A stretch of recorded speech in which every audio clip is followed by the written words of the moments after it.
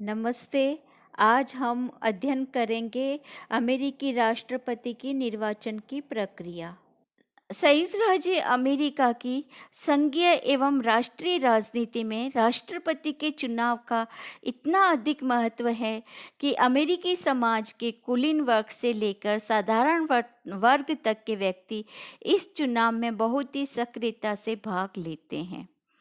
और राष्ट्रपति के निर्वाचन के प्रसंग में जो निर्धारित योग्यता हैं और वो उनमें आवश्यक रूप से होनी चाहिए। चुनाव प्रक्रिया इस तरह से है कि संविधान के अनुसार जो राष्ट्रपति का चुनाव है उसमें अप्रत्यक्ष निर्वाचन प्रणाली को अपनाया गया है, किंतु अगर हम व्यवहार में देखें तो आज राष्ट्रपति का चुनाव हमें प्रत्यक्ष निर्वाचन की तरह से दिखाई देता है। राष्ट्रपति संविधान के अनुसार राष्ट्रपति का चुनाव 366 दिन वाले साल यानी कि लीप ईयर 29 फरवरी वाला साल अर्थात प्रति 4 साल बाद होता है। इस वर्ष नवंबर माह के पहले मंगलवार को जनता द्वारा निर्वाचक मंडल का चुनाव होता है और ये निर्वाचक मंडल इसी वर्ष के दिसंबर माह के दूसरे बुधवार को अपने राज्यों की राजधानियों में राष्ट्रपति पद के उम्मीदवारों के पक्ष में मतदान करते हैं। इस प्रकार पहले निर्वाचक मंडल का चुनाव होता है और उसके बाद निर्वाचक मंडल राष्ट्रपति को निर्वाचित करता है, किंतु कुछ व्यवहारिक प्रक्रिया भी इस संबंध में जुड़ गई है। हम उसका जो विवरण है वो इस तरह से है। उम्मीदवारों का मनोनयन व चुनाव अभियान। वर्तमान समय में राजनीतिक दल राष्ट्रपति पद के लिए उम्मीदवार चुनते हैं। ये दल चुनाव वर्ष के जुलाई या अगस्त माह में अपने अपने राष्ट्रीय सम्मेलन का आयोजन करते हैं। सम्मेलन में दल के कार्यकर्ताओं द्वारा निर्वाचित प्रतिनिधि भेजे जाते हैं और इसके अलावा राज्य सम्मेलनों व दल की केंद्रीय समितियों द्वारा भी निर्वाचित प्रतिनिधि भेजे जाते हैं। सम्मेलन का वातावरण शोरगुल, उत्तेजना, भाषण आदि से दबा रहता है और दल के विभिन्न गुट व प्रमुख नेता उम्मीदवारों के बारे में जोड़ तोड़ करते रहते हैं और अंत में कुछ नामों पर समझौता हो जाता है। सम्मेलन के सामने ये नाम आते हैं और मतदान होता है। दल की तरफ से राष्ट्रपति पद का उम्मीदवार वह बनता है जिसे सम्मेलन में आए प्रतिनिधियों का बहुमत मिलता है।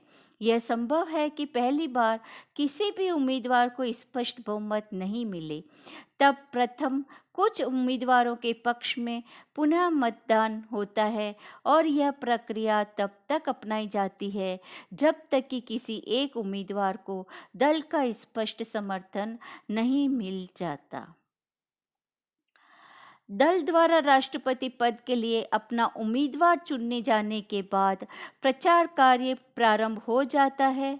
मनोनीत उम्मीदवार एक राष्ट्रीय समिति का चयन करता है और उसके पक्ष में चुनाव कार्य संगठित करती है। प्रचार के लिए पोस्टर, सभा, समाचार पत्र, रेडियो, टेलीविज़न आदि का सहारा लिया जाता है। प्रचार बहुत तड़क भड़क के साथ होता है, जिसके कारण पूरे देश में एक राजनीतिक उत्तेजना व गर्मी छा जाती है।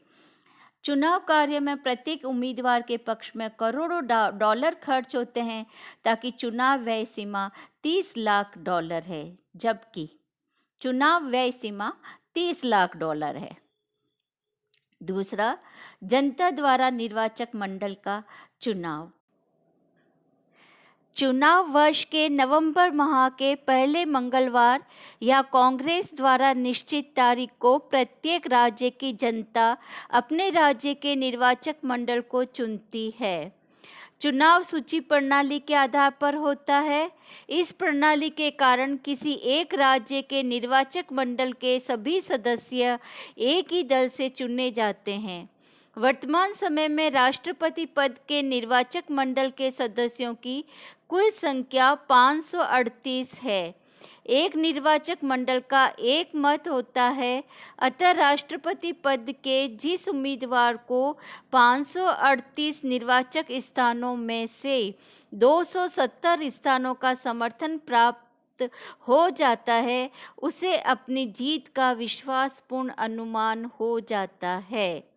निर्वाचक मंडल के सदस्य राजनीतिक दलों द्वारा खड़े किए जाते हैं और जनता जिस दल के राष्ट्रपति को पसंद करती है, उसी दल की चुनाव सूची के पक्ष में मतदान करती है।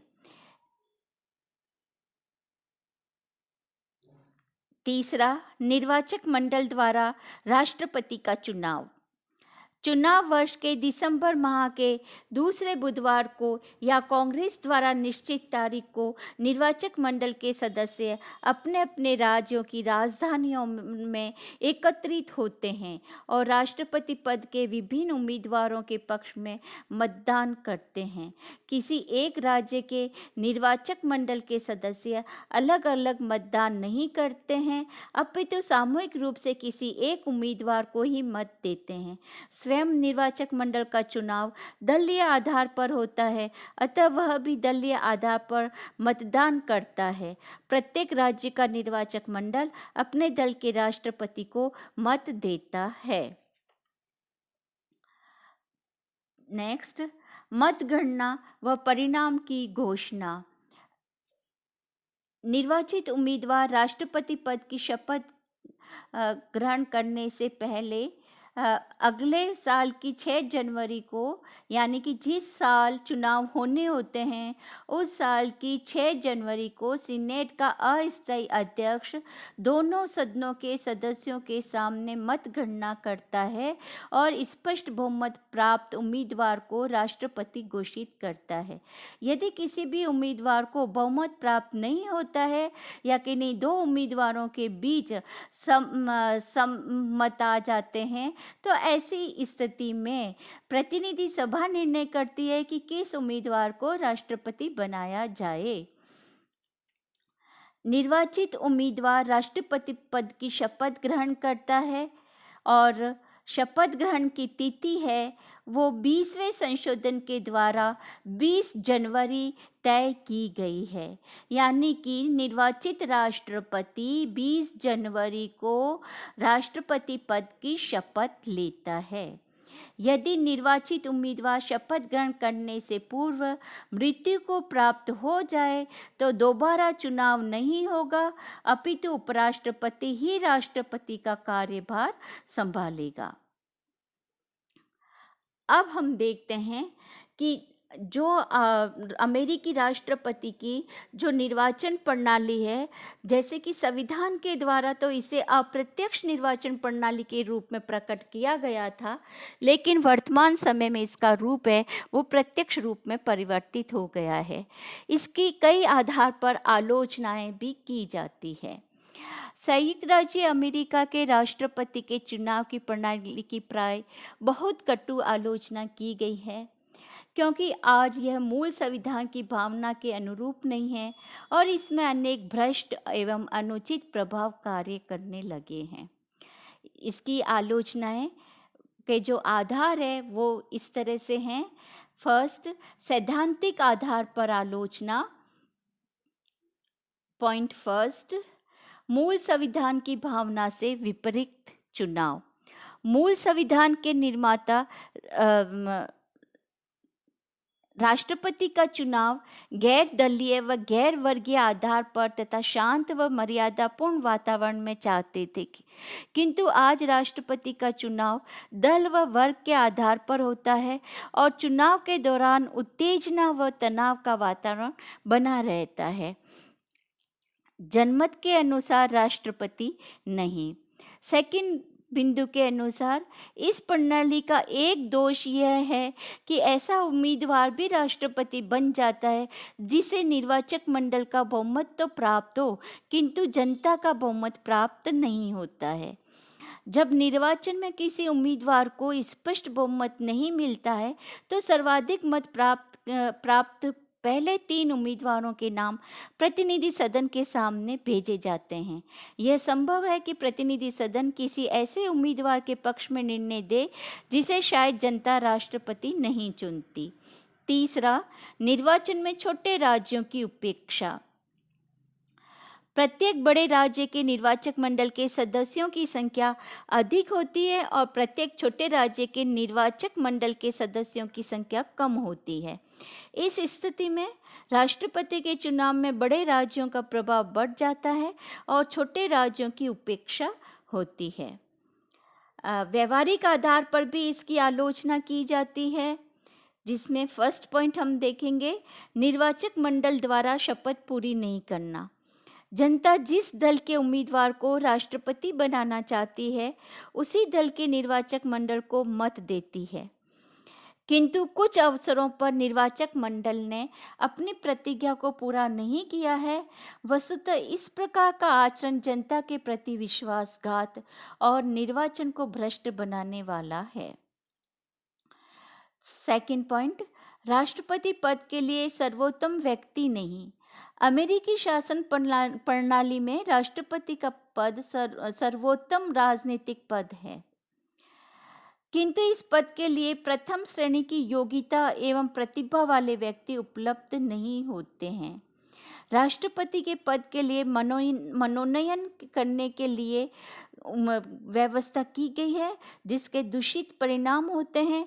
दलों के राष्ट्रीय सम्मेलनों द्वारा राष्ट्रपति पद के उम्मीदवार को मनोनीत किए जाते हैं, किंतु इन सम्मेलनों का वातावरण उत्तेजना व शोरगुल से भरा रहता है तथा विभिन्न गुट व नेता इस पद के लिए सौदेबाजी करते हैं।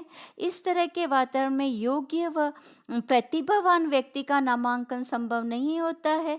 अतः इस पद के लिए सामान्य योग्यता व प्रतिभा के व्यक्ति ही उम्मीदवार बनाए जाते हैं।